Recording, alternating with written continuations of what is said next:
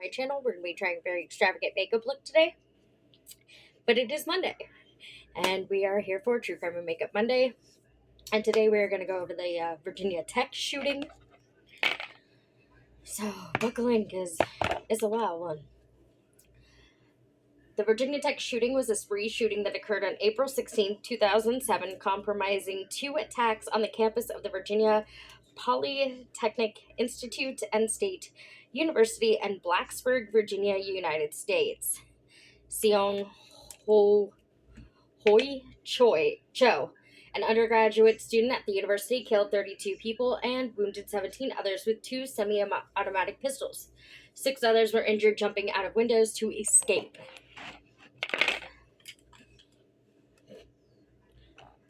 The first shooting occurred at West Ambler Johnston Hall, a dormitory where 2 people were killed. The main attack was a school shooting at Norris Hall, a classroom building where Cho chained the main entrance doors shut and fired into 4 classrooms and in a stairwell, killing 30 more people. As police stormed Norris Hall, Cho fatally shot himself in the head. It was the deadliest mass shooting in modern U.S. history and remained so for 9 years until the Orlando nightclub shooting. It remains the deadliest school shooting in U.S. history and the deadliest mass shooting in Virginia history. The attacks received international media coverage and provoked widespread criticism of U.S. gun culture. It sparked debate about gun violence, gun laws, gaps in the U.S. system for treating mental health issues, Cho's state of mind, the responsibility of college administrations, privacy laws, journalism ethics, and other issues. News organizations that aired portions of Cho's multimedia manifesto were criticized by victims' families, Virginia law enforcement officials, and the American Psychiatric Association. Cho had previously been diagnosed with selective mutism and severe depression. During much of his middle school and high school years, he received therapy and special education support. Hold on a second. I'm going to move you guys. We're going to move over here. Okay, that's better. After graduating from high school, Cho enrolled at Virginia Tech. Because of federal privacy laws, the university was unaware of Cho's previous diagnoses or the accommodations he had been granted at school. In 2005, Cho was accused of stalking 2 female students, and after an investigation, a Virginia special justice declared Cho mentally ill and ordered him to attend treatment. Because he was not institutionalized, he was allowed to purchase guns. The shooting prompted the state of Virginia to close legal loopholes that had allowed individuals adjudicated as mentally unsound to purchase handguns without detection by the National Instant Criminal Background Check System. It also led to the passage of the first major federal gun control measure in the U.S. since 1994. The law strengthening the NICS was signed by President George W. Bush on January 5, 2008. Administrators at Virginia Tech were criticized by the Virginia Tech Review Panel, a state-appointed panel tasked with investigating the incident, for failing to take action that might have decreased the number of casualties. The panel's report also reviewed gun laws and pointed out gaps in mental health care, as well as privacy laws that left Cho's deteriorating condition untreated when he was a student at Virginia Tech.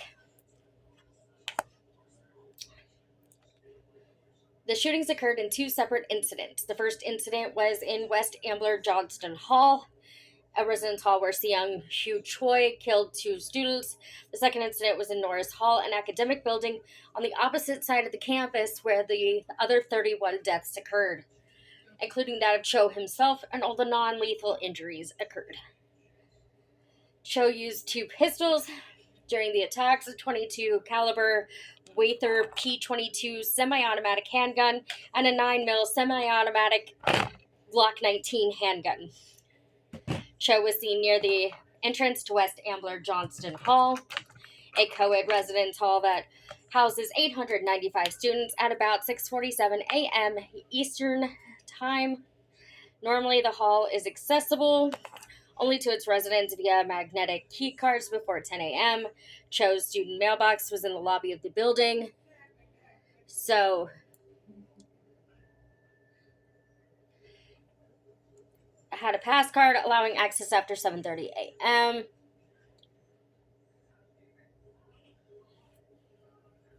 But it is unclear how he gained earlier entrance to the building. At around 7:15 a.m., Cho entered the room that freshman Emily J. Hilscher shared with another student and shot Hilscher, a 19-year-old from Woodville, Virginia. And after hearing the gunshots, a resident assistant, 22-year-old Xavier Ryan C. Clark of Martinez, Georgia, attempted to aid Hilscher. Cho shot and killed Clark. Hilscher remained alive for 3 hours after being shot, but no one from the school, law enforcement, or hospital notified her family until after she had died.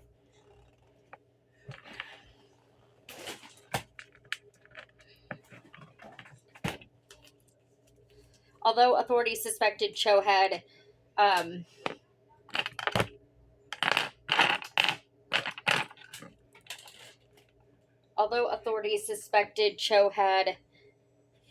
I just messed up. Sorry.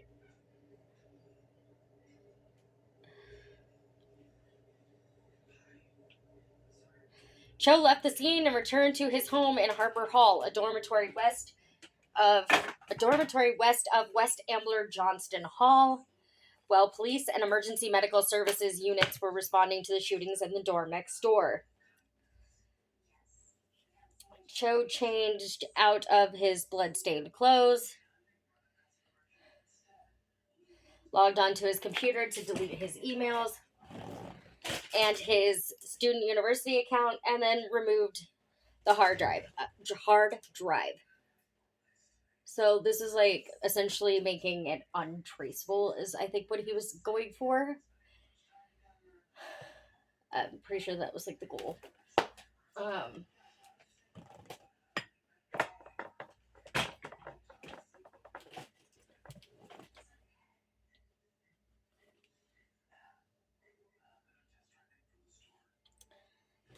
About an hour after the attack, Cho is believed to have been seen near the campus duck pond.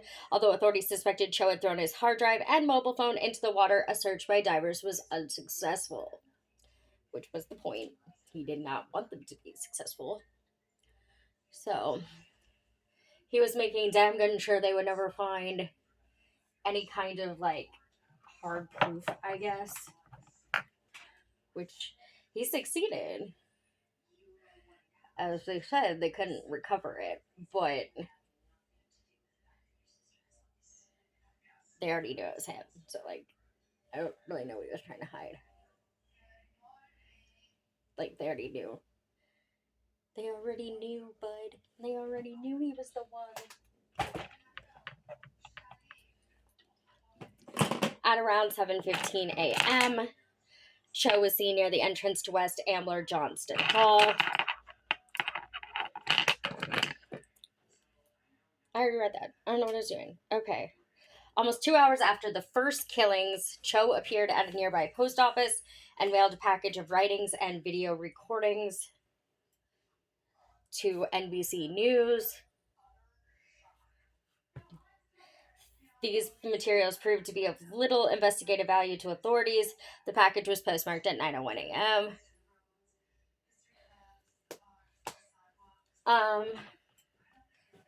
Around 9:40 a.m., Cho entered Norris Hall, which housed the engineering, science, and mechanics program, among others, and in a backpack, he carried heavy-duty chains and locks, a hammer, a knife, 2 purchased handguns with 19, 10, and 15-round magazines, and nearly 400 rounds of ammunition. With the locks and chains, he chained the 3 main entrance doors shut and placed a note on one, stating that he attempting to open the door would cause a bomb to explode.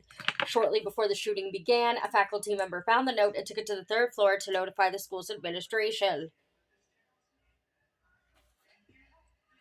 At about the same time, Cho had begun to shoot students and faculty on the 2nd floor. The bomb threat was never called in. The first call to 911 was received at 9:42 a.m. It's kind of hard to call in the bomb threat when you just noticed it. Now suddenly everybody's being shot. So I don't blame them for not calling in the bomb threat. There's not a whole lot you can do when you're not given a whole lot of time, and now they have a new concern, and that's that people are being shot. And so I don't think we can say we can blame them, because I don't think it was the staff's or the faculty's fault. Um, there are people that you could definitely blame in this case, but the faculty is not one of them. Cho geared up in the empty room 200 before the shooting began. According to several students, he looked into several classrooms, likely to see how many people were in each room. Aaron Sheehan, an eyewitness and survivor who had been in room 207, told reporters that the shooter peeked in twice earlier in the lesson, and that it was strange that someone at this point in the semester would be lost looking for a class. At 9:40 a.m., Cho began shooting. His first attack after entering Norris occurred in an advanced hydrology engineering class taught by G.V. Loganathan in room 206. 13 registered students were inside. Cho shot and killed the professor, then continued firing, killing 9 of the 13 students in the room and injuring 2 others. After exiting the classroom, Cho fired down the hall at 2 students who were fleeing from room 204 next door. The fleeing students managed to escape down the stairwell across the hall. He also fired at another student and substitute professor from room 205 who were peering out from the door, but they survived. He went into room 207 where instructor J.B. Bishop was teaching introductory German. Cho shot Bishop and some students near the door, then walked down the aisle, shooting more victims. Bishop and 4 students were killed. 6 other students were shot and wounded.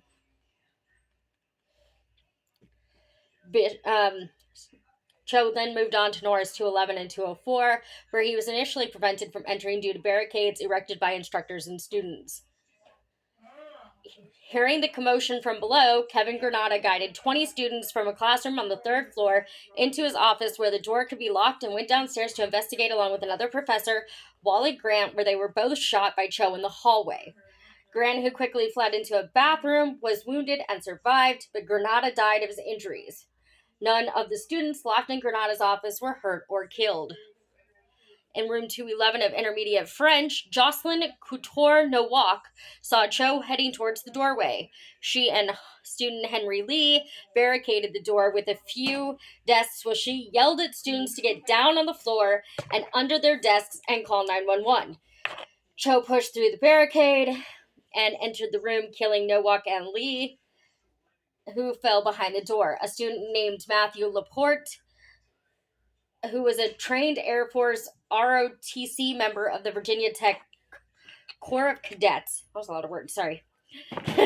Charged towards Cho and attempted to tackle him, but died after being shot 7 times during his attempt to save his class. Of the 22 students enrolled in the class, 18 were present at the time of the shooting. In addition to the professor, a total of 11 students were killed and another 6 were injured. The sole uninjured survivor, Clay Violand, played dead and was, alongside a wounded female student, one of only 2 people to walk out of the classroom as soon as police arrived.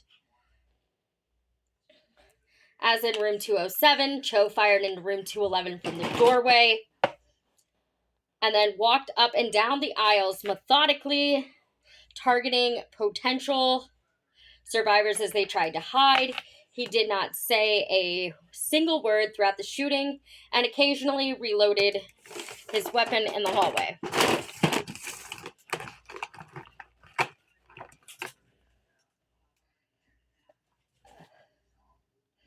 Before re-entering classrooms to resume shooting. Retracing his path, Cho returned to room 206. According to a student eyewitness, the movements of a student named Walid Shalon, who was already wounded, distracted the aggressor from a nearby student after he had returned to the room. Shalon was shot a second time and died. Also in the same room, another wounded student named Guillermo Coleman was shielded from more serious injury by having the body of student Parte Lumbuntorian placed on top of him. But Coleman's various accounts made it unclear whether he pulled Lumbuntorian's body over himself or she had initially landed on Coleman after being shot the first time. Two other students who were also in the room made it out alive. Cho had entered room 206 3 times.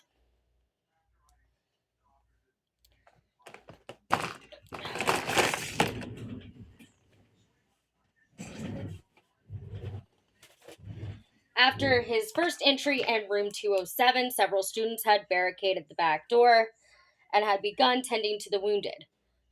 When Cho returned minutes later, Caitlin Carney and spokesperson Derek Odell were injured while holding the door closed, but the remaining students survived. In room 205, students had already barricaded the door with a large table after graduate assistant Hien Chang, who was substituting for the professor, and a student saw Cho heading towards them. Cho shot through the door about 7 times, but failed to force his way in. No one in the classroom was wounded or killed. Across the hall in room 204, Livio Liberace, a Holocaust survivor from Romania, forcibly prevented the gunman from entering the room by holding the door closed with his body until most of his students escaped through the windows. After kicking open the window screens, the students successfully escaped. Some suffered leg injuries while landing on the ground 2 floors below. Others survived after landing on the shrubbery just below the window and then ran either to some ambulances pulling up or to the nearest bus stop. Through the door, Liberescu was shot 4 times, including through his wristwatch. 2 others who were lying in a corner near the windows were injured but survived and described that after most of their classmates escaped through the windows and after the armed aggressor shot 4 times through the door, he finally forced his way in. Upon seeing the open windows and hardly any students in the room, Cho confronted Professor Liberescu and student Manal Panchal, who was lying on the ground next to the door, and fatally shot both in the temple. He then turned to 2 other students who were taking cover and critically injured them before leaving and re-entering room 206 the 3rd time. For me, it is so sad when I was researching this that a Holocaust survivor survived the biggest mass homicide in the world to date, I'm pretty sure, was killed in a college shooting. Yeah, that was hard for me to kind of stomach because they go through so much and they went through so much and they're survivors, and this guy was just like, you let your students go, you saved your students, okay, now you gotta die. And like I don't that's rough.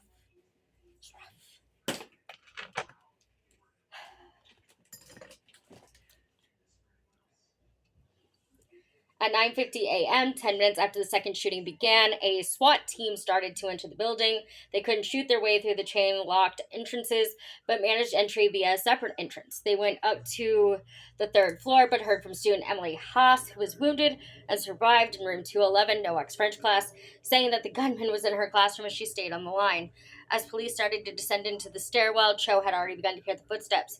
He looked out into the hallway briefly before walking back into the center of room 211 towards the windows, and just as police reached the 2nd floor, shot himself in the temple with the Glock 19 and died instantly.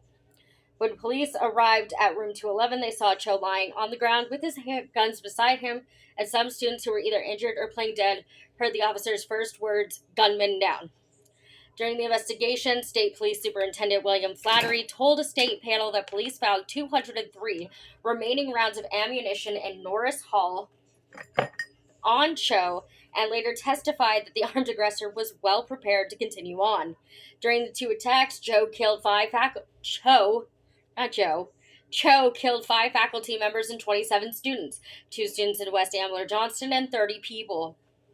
5 professors and 25 other students at Norris Hall before he committed suicide. The Virginia Tech Review panel reported that Cho's gunshots wounded 17 others. 6 more were injured when they jumped from 2nd-story windows to escape from Liberescu's classroom. Sidney J. Vale, the director of the trauma center at Carilion Roanoke Memorial Hospital, said that Cho's choice of 9mm hollow point ammunition increased the severity of the injuries. 28 of the victims were shot in the head.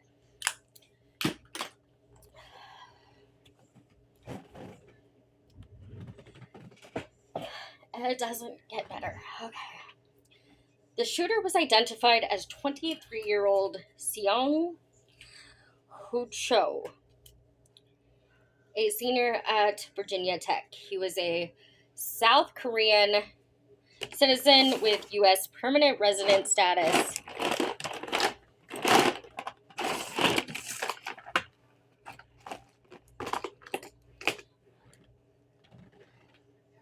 And who's majoring in English. We're gonna test this out, and if this doesn't work, I'm gonna be really sad. There.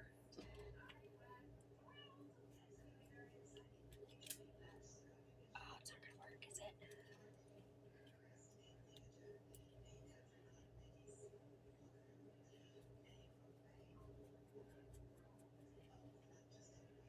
Hold on, guys. I gotta see if this is gonna work. Because if it's not gonna work, then there's no point in trying to do the whole face.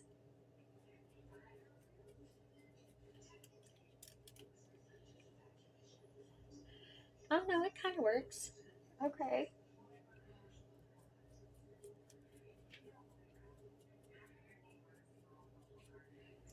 Okay, let's see. Shall we?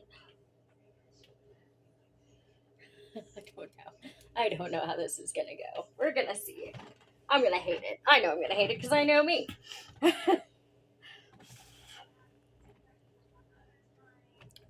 the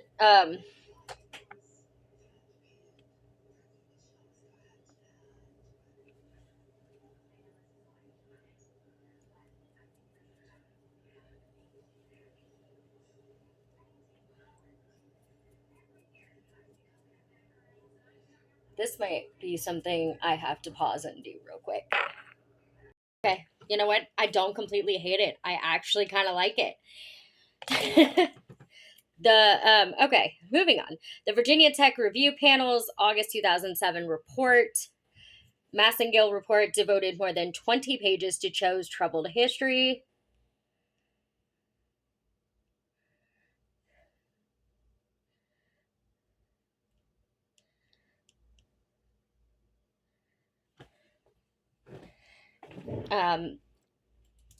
At 3 years of age, he was described as shy, frail, and wary of physical contact. And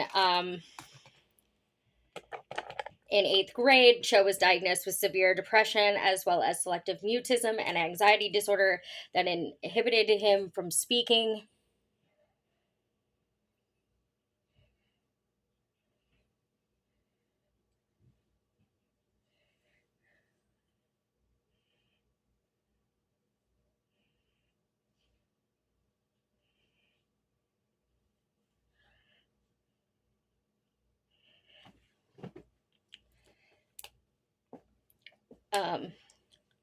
In certain situations and or to specific people.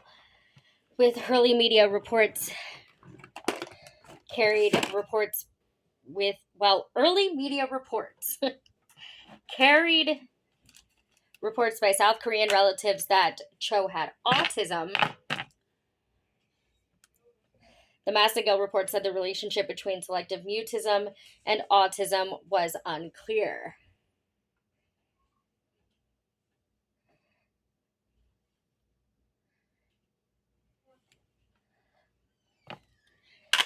Cho's family sought therapy for him, and he received help periodically throughout middle school and high school.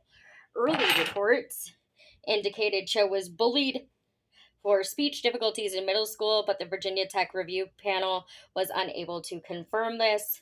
Or other reports that he was ostracized, and mercilessly bullied for class height and race-related reasons in high school, causing some anti-bullying advocates to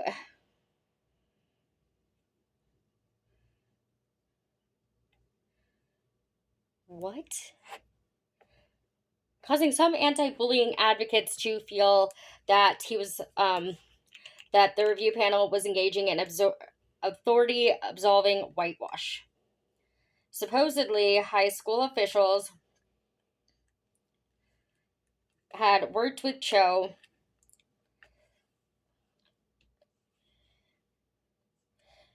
parents and mental health counselors to support him throughout his sophomore and junior years. Cho eventually chose to discontinue therapy. Well, when he applied and was admitted to Virginia Tech, school officials did not report his speech and anxiety related problems or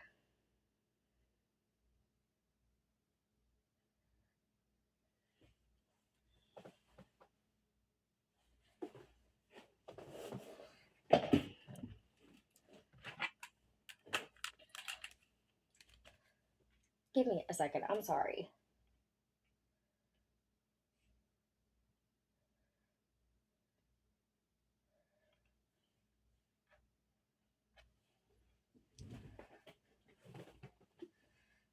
All right. We're doing this, I guess.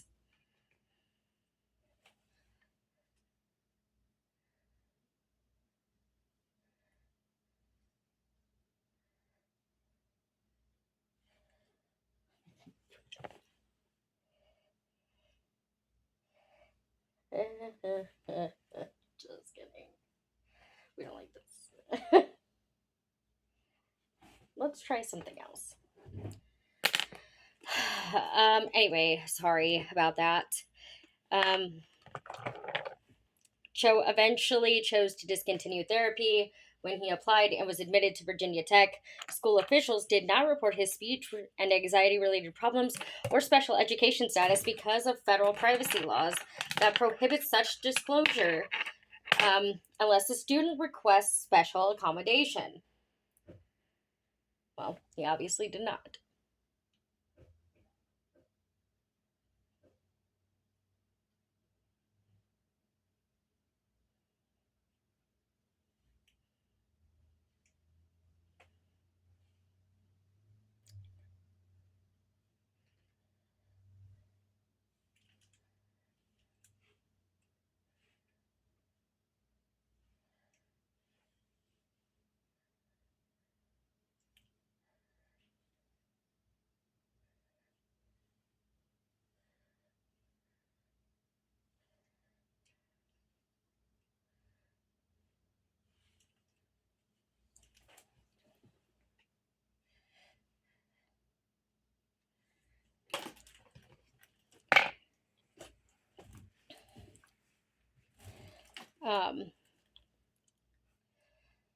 The Massengill report detailed numerous incidents of aberrant behavior, beginning during Cho's junior year, that illustrated his deteriorating mental condition. Several of Cho's former professors reported that his writing, as well as his classroom behavior, was disturbing.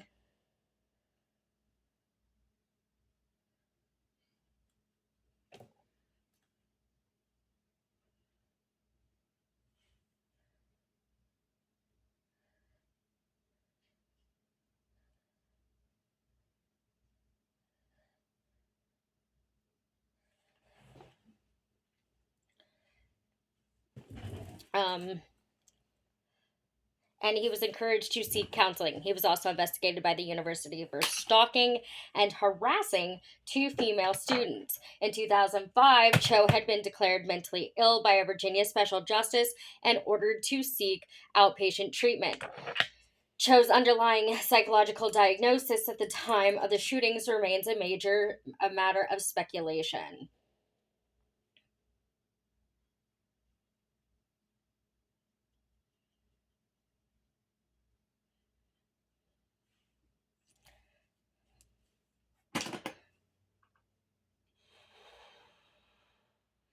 The Massengill report cited misinterpretations of federal privacy laws when it faulted Virginia Tech officials for failing to share information that would have shed light on the seriousness of Cho's problems. The report pointed to failures by the university's counseling center, flaws in Virginia's mental health laws, and inadequate state mental health services, but concluded that Cho himself was the biggest impediment to stabilizing his mental health in college. The report also said that the classification detailed that Cho was to seek outpatient rather than inpatient treatment, would generally have been legally interpreted at the time as not requiring that Cho be reported to Virginia's Central Criminal Records Exchange and entered into the CCRE database of people prohibited from purchasing or possessing a firearm.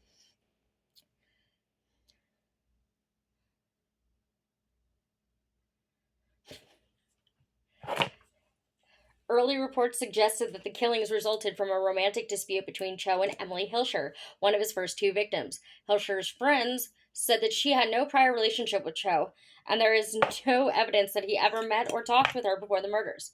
In the ensuing investigation, police said that police found a suicide note in Cho's dorm room that included comments about rich kids, debauchery, and deceitful charlatans. On April 18th, 2007, NBC News received the package Cho had shipped between the first and second shooting episodes, which contained an 1,800-word manifesto, photos, and 27 digitally recorded videos in which he likened himself to Jesus Christ and expressed his hatred of the wealthy, while also referring to Columbine High School massacre perpetrators Eric Harris and Dylan Klebold as martyrs. Cho said, among other things, "You forced me into a corner and gave me only one option. You just loved to crucify me. You loved inducing cancer in my head, tearing my heart, and ripping my soul all this time." No idea.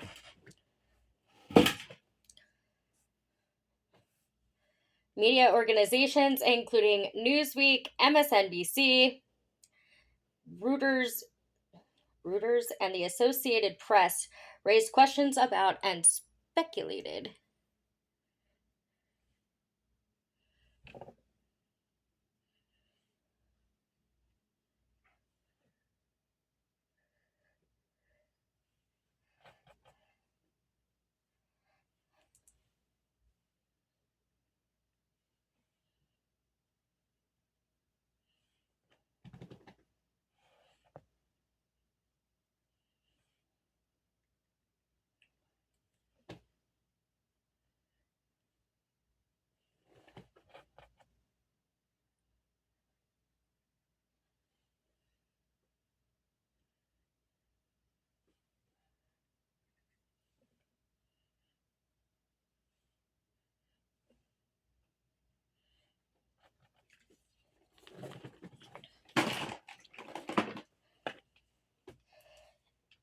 questions about and speculated on the similarity between a stance in one of Cho's videos that showed him holding and raising a hammer and a pose from promotional posters from South Korean film Oldboy. Investigators found no evidence that Cho had ever watched Oldboy, and the professor who made the initial connection has since discounted his theory that Cho was influenced by the movie. The Virginia Tech Review Panel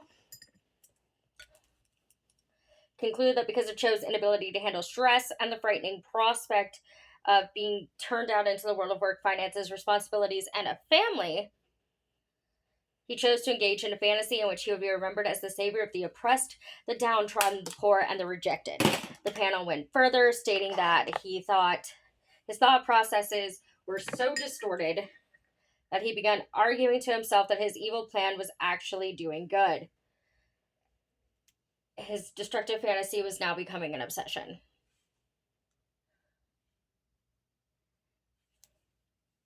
I probably should have put that on and then done the... Yeah. Now we're gonna have to fix it because that looks like shit is.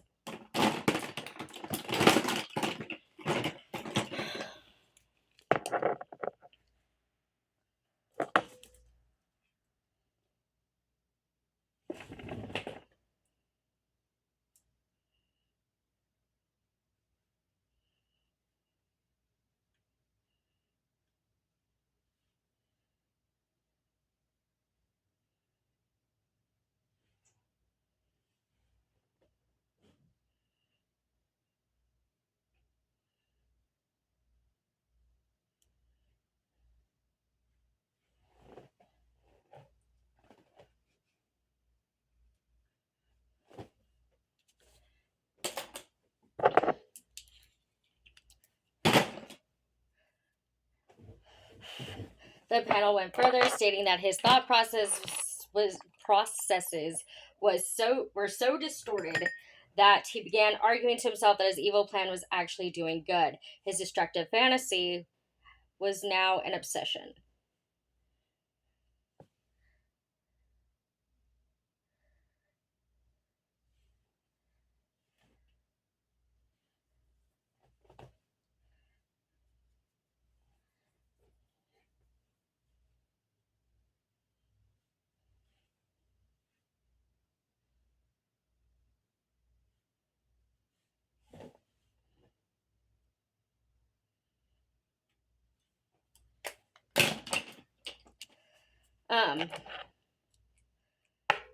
Anyway.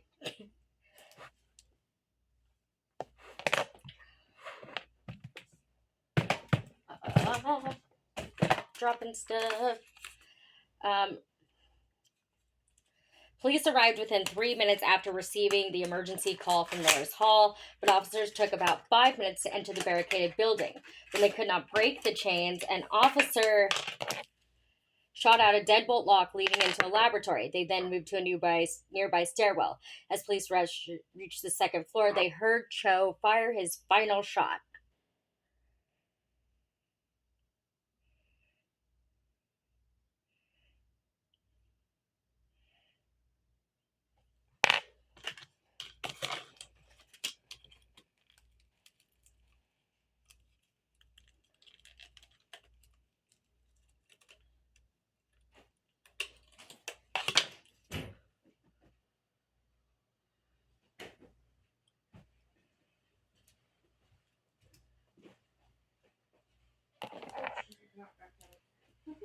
No, she went upstairs to lay down.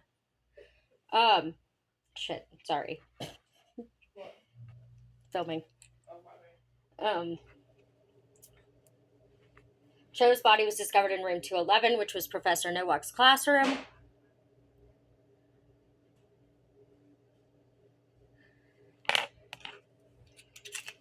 In the aftermath, high winds related to the April 2007 Northeasterner prevented emergency medical services from using helicopters for evacuation of the injured.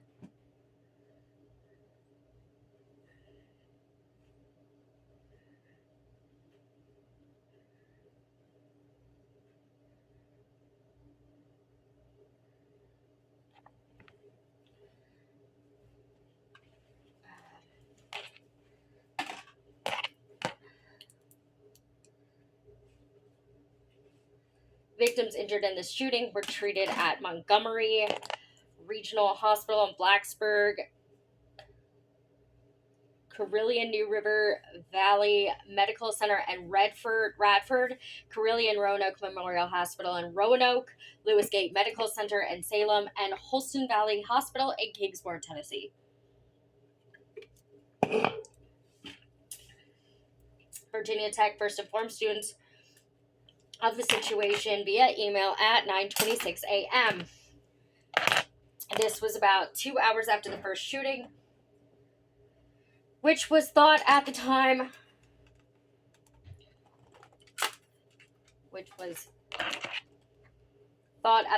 to be isolated and domestic in nature.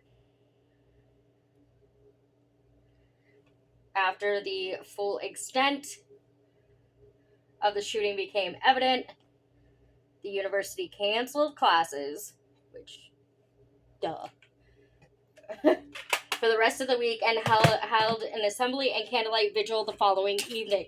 On April 17th, Norris Hall was closed for the remainder of the semester. The university offered counseling for students and faculty, and the American Red Cross dispatched several dozen crisis counselors to Blacksburg to help students. University officials also allowed students, if they chose, to abbreviate their semester coursework and still receive a grade. The day following the shooting, a memorial event was held at Casal Coliseum. The event included a speech by then President George W. Bush.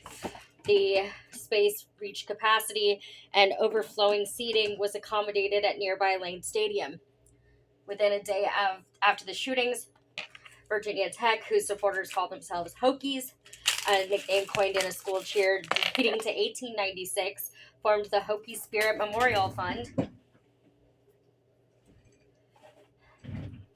to help remember and honor the victims. The fund was used to cover expenses including, but not limited to, assistance to victims and their families, grief counseling, memorials, communication expenses, and comfort expenses.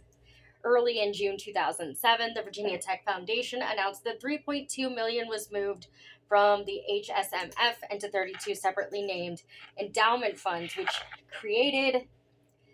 each created in honor of a victim killed in the shooting. This transfer brought each fund to the level of full endowment, allowing them to operate in perpetuity. The naming and determination of how each fund would be directed was being developed with the victims' families. By early June 2007, donations to the HSMF have reached approximately $7 million. In July 2007, Kenneth R. Feinberg,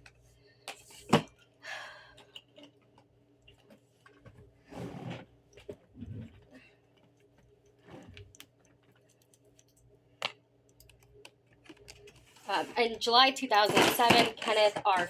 Feinberg, who served as Special Master of the Federal September 11th Victims Compensation Fund of 2001, was named to administer the fund's distributions. In October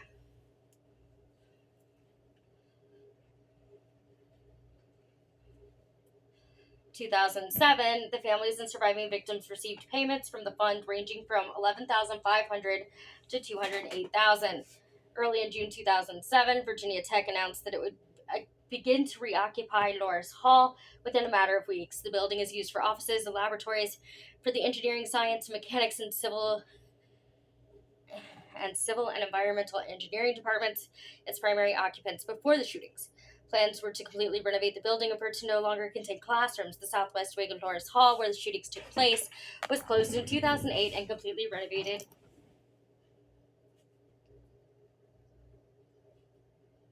I dropped the rubber bands. Completely renovated in 2008 and 2009. The building now houses the Center for Peace Studies and Violence Prevention, the Biomechanics Cluster Research Center, and the Global Technology Center, as well as other programs.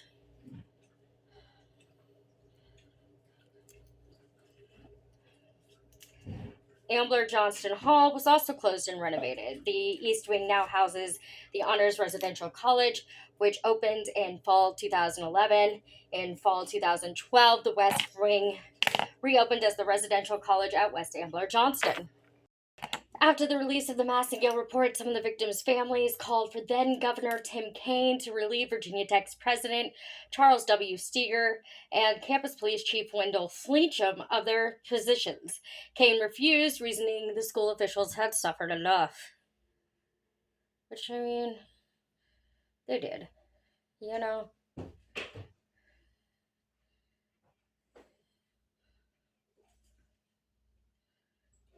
And I get that privacy laws are there to, protect people. But, if they had been informed that he had problems prior to him going to the university, a lot of this could have been prevented. And it wasn't.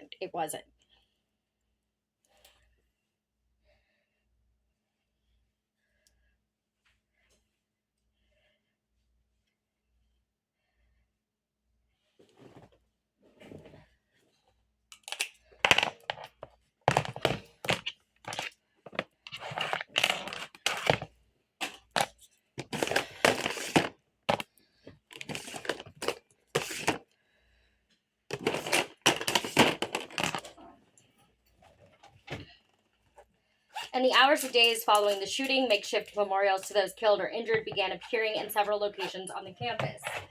Many people placed flowers and items of remembrance at the base of the drill field observation podium in front of Burris Hall.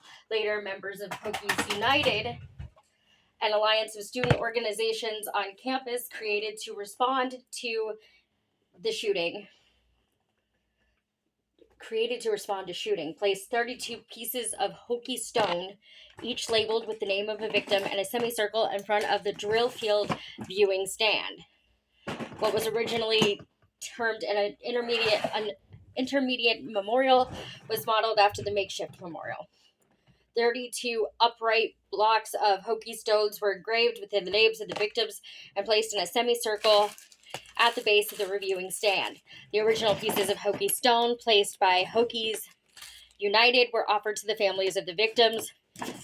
The engraved markers are embedded in a semicircle of crushed gravel with a brick walkway for viewing. There is ground lighting for nighttime illumination and 2 benches, one on either side of the memorial, in honor of the survivors. The shootings occurred. Tech students of South Korean descent initially feared they would be targeted for retribution. While no official claims of harassment were made, and anecdotal evidence suggests that some Korean students were affected. The shootings occurred as prospective students were deciding whether to accept offers of admission from colleges or universities. Despite this timing, Virginia Tech exceeded its recruiting goal of 5,000 students for the class of 2011.